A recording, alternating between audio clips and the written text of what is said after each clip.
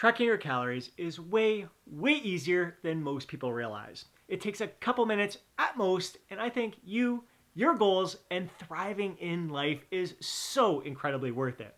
This isn't something you have to do over the long term. For many people, 2 to 4 weeks may be all that you need. And the more structure you have with your nutrition, if you're eating a lot of the same foods and meals from day to day or week to week, you're going to be able to wean yourself off tracking a lot sooner, and it's going to be making tracking even easier than just that couple of minutes that you have to spend each and every day. For example, every day for breakfast, I have a shake. I logged all the ingredients of that shake one time, saved it as a meal. So tomorrow when I go to log in breakfast, I just have to click on meal rather than logging each individual ingredient. Second meal I have just about every single day, 4 free-range eggs from my friend's local farm, some mixed veggies on there, a little bit of a ground black pepper, pink Himalayan salt on top, in the bowl, 2/3 cup of oats, 140 grams of frozen mixed berries, a little bit of cinnamon sprinkle on top. Again, I logged all those ingredients once, saved it as meal. Now, when next day, following day, each time I have it, just click on that button, save meal, boom, I don't have to log every single ingredient in there. Third meal I have just about each and every day, usually post-workout, 260 grams of Greek yogurt, 140 grams of frozen mixed berries. Again, save that as a meal. Boom, next time, just have to click that in. So basically, each day I can start my day. When I know I'm gonna have those 3 meals, those first 3 meals each and every day, wake up, boom, boom, boom. 10 seconds, I've logged my first 3 meals of the day. It's just dinner that I have to account for there. And most weeks, I'm having a lot of the same meals. I'll have salmon, veggies, sweet potato, and rice just about 2-3 times each and every week. I'll have a chicken fajita bowl once a week. I'll have pork cutlets once a week. Sometimes I have like Taco Tuesday or Taco Bowl, something along that line. But I have like 7 to 10 saved meals that I have each and every week. So again, I just have to click that button. I saved it as meal once. I logged all those ingredients once. I may have to adjust, like make a little subtle adjustment. One week it may be, go to the grocery store, it might be a 13-ounce fillet of salmon. And the next week it might be an 11-ounce fillet of salmon. So I'm going to have to just adjust the portion in that meal once I click on that meal and log it for the day there. Same thing like with the sweet potato. Maybe it's a 9-ounce one week or a 10-ounce the following. Just it's a subtle little change in the weight of that food, but it's just still a click of the button. It's easy. It's effortless. The toughest part is when you're making bigger family meals, something like chili in the crock pot. What I do is I log all the ingredients that I have in there. I save it as one big meal, and then I kind of guess the portion size that I'm consuming there. It's easier if I'm making like a whole bunch of, let's say, egg bites or something like that. I make 24 egg bites. So I log all the ingredients that I made for that 24 egg bites, and then when I have my portion the next day, maybe I have 6 egg bites for breakfast the following day.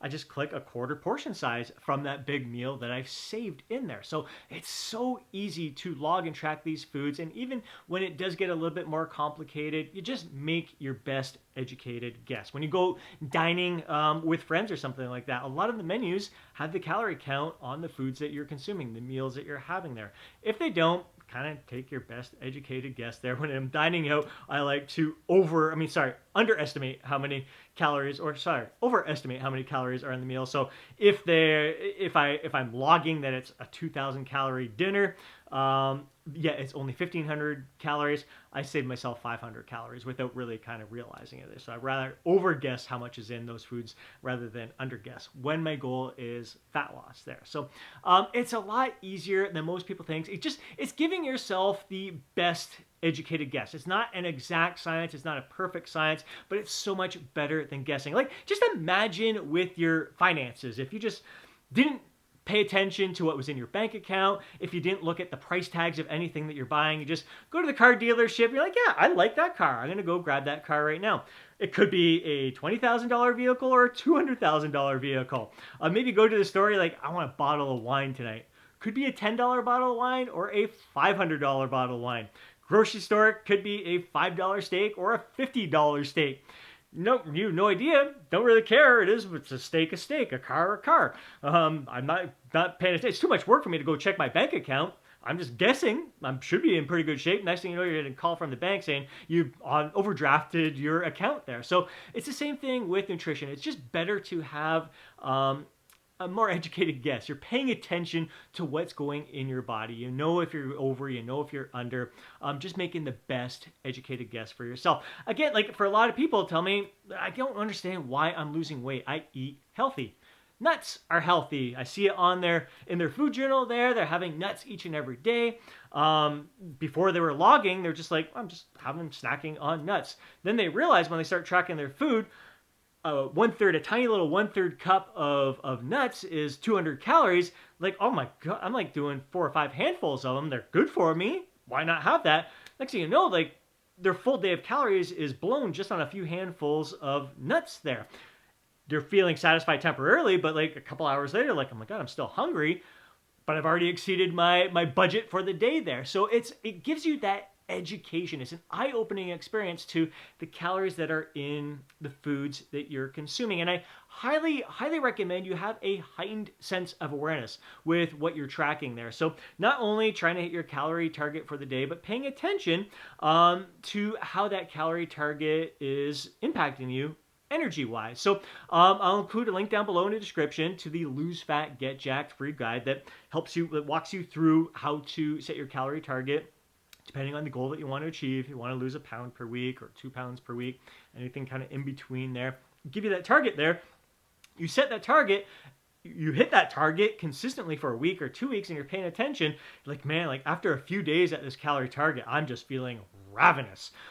So it may be a little bit too aggressive for you. So just make subtle adjustments. Bump up the calories that you're consuming just a little bit. See how you feel. You can just increase the portion sizes of each of the meals that you're consuming a little bit, or add in a little snack there, or maybe it's just one meal that you want to bump up the calories in there. See how your body responds to that. You can pay attention to the macro ratio that you're consuming. Just seeing, like, on average, like what your natural tendencies are, where your macro ratio kind of falls. Like for me, naturally, without trying to hit a macro target, I'm naturally in the ballpark of 40% carbs, 30% protein, 30% fat. I'm like, I'll never spot on. Some days my fats may be down to like 23% of my total calories for the day, and my carbs may be up a bit.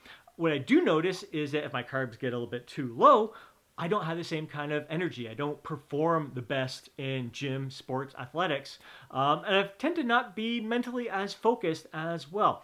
So pay attention to those types of things, how certain meals make you feel satiety-wise. Like for me, that eggs, veggies, oats, and berries, incredibly satiating meal for me. Like that satisfies me easily, like 3-4 hours, big time.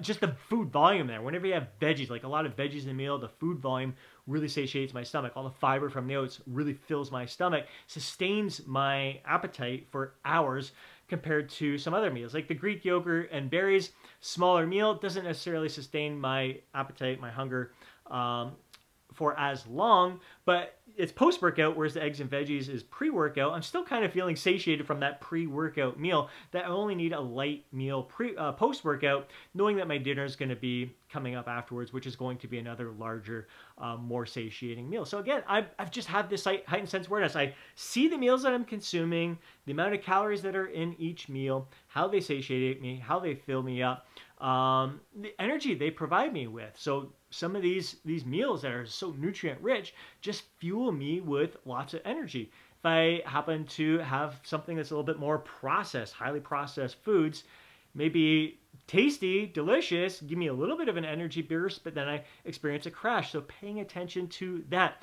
Paying attention to even how it impacts your scale weight. Maybe you're hitting your calorie target each and every day. Your scale weight's still going to be fluctuating up and down, bump up and down, but you may notice that, holy, like, why did my scale weight go up today? I hit my calorie target. I don't understand why I'm up 1.5 pounds or whatever. Maybe you notice that, well, that meal I had a little bit later in the evening compared to other days, or maybe it had a little bit more sodium in it. Maybe it was a little bit higher in protein, so it's taking longer to digest, or maybe it just didn't fully empty out your digestive system or bowels or bladder or whatever that morning. So many different factors that could come into play. So whenever you see like bigger spikes, you kind of look at the trends for what are some of the things that may cause those bigger spikes. Maybe it's just stress. Maybe you didn't sleep as much the night before, but you have a heightened sense of awareness, not only with the calorie target, but what's going on with your daily activities as well. You got to tie it all in together. It's all data. It's all feedback. It's not an exact science or anything. You got to detach emotion from it. It just gives you, it provides you with the information you need to make decisions. If you're consistently hitting your calorie target each and every day, eating a lot of the same meals, same foods consistently, and you're not hitting your weight loss goal that you're aiming for, then you just reduce that calorie target just a little bit and see how your body responds to that. Losing too fast, bump up that calorie target. It just gives you that idea of where to make those little adjustments. Or if you notice you crash at a certain time, maybe you have to spread out your meals a little bit more. Maybe you're better off having fewer meals. Like I love 4 meals and then maybe a snack in there as well. Some people prefer 3 meals. Some people prefer 6 meals. It's whatever suits you best. So it's not only tracking what you're consuming, which is a big part of the equation there, but having that heightened sense of awareness to how you are feeling, how you are responding throughout the process, and making sure that the foods you're tracking, the foods that you're having, are foods that you're going to be eating for the long term. You're really setting yourself up for long-term success. It's not success. It's not like, track for 4 weeks these foods that are helping you lose fat, then all of a sudden you start changing, going back to the way you're eating before. Well, you no longer have that educated information of how many calories those foods consume and everything, and it's just not. You basically want to set yourself up for long-term success.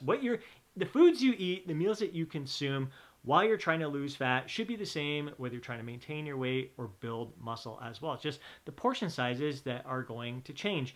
Of course, when you're in a gentle calorie surplus or even maintenance, you're going to have more calories to play around with. You can just bump up those portion sizes that you're consuming, or it gives you a little bit more wiggle room if you want to have a treat. You go out with friends. It gives you more options to choose from on a menu, or add in a snack, add in a treat. And for myself personally, when I'm going to do something like that, I may eliminate that Greek yogurt in there to give me even more room in my calorie budget. So it's just a matter of swapping a few things out here and there, but it's way easier than most people realize. And a big thing with tracking, so not only the benefit being an educational experience for yourself, a very eye-opening experience, it's also a form of accountability. So even if you are structured with your nutrition, and it's been a month of you tracking and everything's consistent, you've built some great habits, your lifestyle, you're designing it in the way that's going to allow you to thrive and feel your best, you may still want to track your calories because you like it as a form of accountability. It's just keeping you focused. It's keeping you on target. Just one more reminder for you to stick with it until you achieve your goal. So again, it's just so many benefits that come with tracking, but more than anything, it's just an educational, eye-opening experience. And then after you wean yourself off from the tracking, you can, every once in a while, do it again just to see if your eyeballing skills are up to par. For myself personally, it's easy for me. I still, even though I'm not tracking my calories, when I'm pouring in the homemade kefir, the almond milk into my shake in the morning, I see it's 1 cup of each one in there, so it's easy to measure that. When I'm having my oats and berries, it's easier for me to just put my bowl on the food scale, so I know it's the same portion each and every day, rather than just kind of guessing, is that 2/3 cup of oats or not? It's just easy. 60 grams, put it on the scale. It's effortless. I don't have to log it in the calories. It's just, at least I know my portion sizes are consistent each and every day. It's effortless. Whether I'm pouring it in a bowl that's sitting on the countertop or on a food scale, exactly the same. So why not give yourself that better educational guess of the portion sizes that you are consuming? It's so freaking easy. Don't overcomplicate it. Don't stress over it, especially if it is a bigger meal that you're making for the family. It's tough to gauge the ingredients in there. Make it as effortless as possible and stress-free as possible. And really, tracking should be stress-free. You're no longer just guessing what's going on. You have a more accurate representation of what you're consuming. I hope you enjoyed today's video. If you did, please do me a favor and smash that thumbs up button. I'd really appreciate it.